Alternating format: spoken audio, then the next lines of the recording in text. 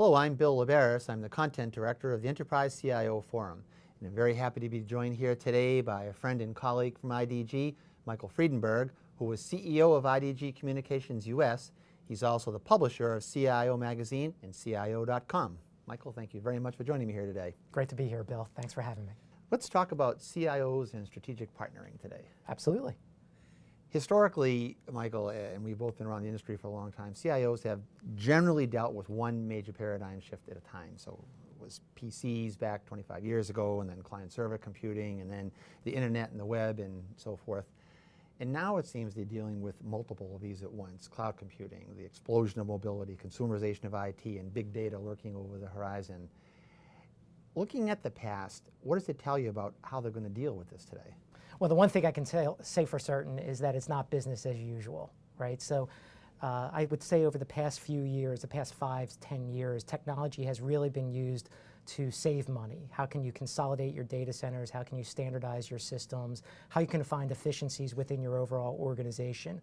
That has really shifted to now leveraging technology to drive revenue growth and deepen customer engagement. So now as technologies are moving from core to edge and getting closer to the customer, just like cloud, social, mobile, big data, consumerization of IT, these are all technologies that are touching your customer, be they wholesaler, distributor, customer, or end consumer. This is the way that technology is moving, and thus senior level IT executives, senior level business executives, and overall businesses need to react to that. Mm-hmm. Well, let's actually probe that a little bit. We're talking about, not business as usual, a new style of IT, if you will. And I would imagine that defines a new style of relationship, say between the CIOs and the line of business managers and executive management. How is that going to be changing? Well, I can just tell you over the past few years, the best friend for the CIO used to be the CFO. And now all of a sudden you're hearing all the chatter about CIOs and chief marketing officers getting much more closely aligned. And that all has to do with how technology is moving from the back office to the front lines. And that's really where true alignment needs to occur between your senior level IT executives and your IT organization and your business peers. That's something that really has been talked about for years, but I can't believe that it still hasn't been solved. So now that alignment, or what I even like to say convergence between IT and the business, truly needs to happen in order for you to achieve true business value.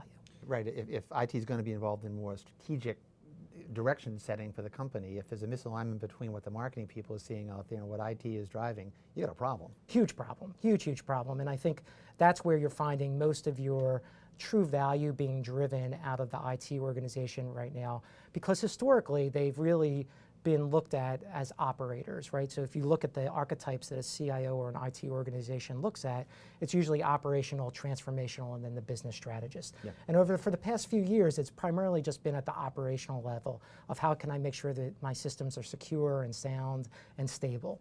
Now it's all about getting into the transformation element of how can I automate business processes? How can I get closer to my customer? How can I be a business strategist and drive true new revenue, incremental revenue, and profit to the bottom line? Can you give us a couple good examples of where strategic partnering internally has paid off in dividends for the company or the organization? Absolutely. I mean, there's 2 examples that I love to share. One is UPS.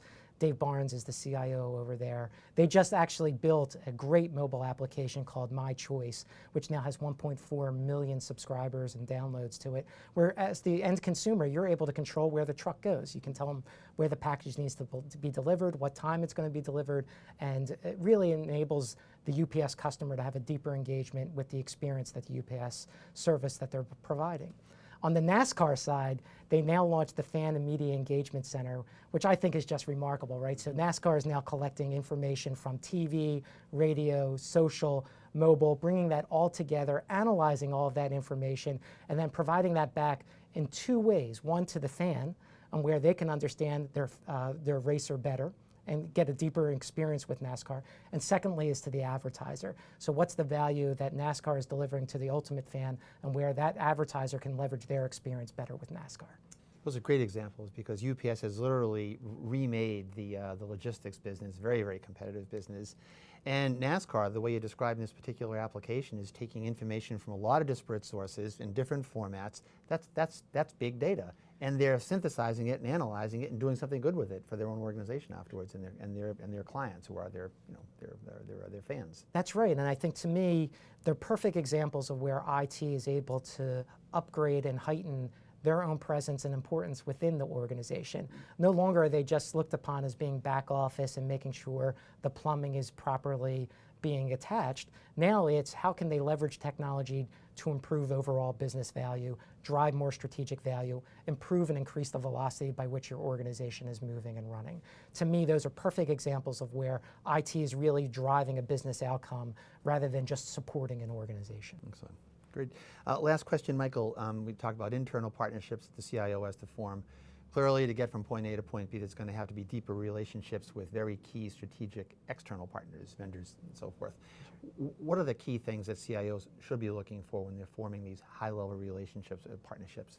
What I'm hearing back from the CIO community as it pertains to strategic partnerships is that their strategic partner needs to be ambidextrous today. They need to be able to innovate and operate simultaneously. So how is a partner going to come in and not only be able to execute on the projects that the company is being asked of them, but also upgrade, understand what their business is all about, and innovate in ways that drives value across the organization. So how can they be strategic and tactical, or innovate and operate simultaneously? To me, that's what the best partners are delivering for the customer today. Well, Michael Friedenberg, great information on the CIO and strategic partnering, and thanks very much for joining me here again today. Thanks for having me.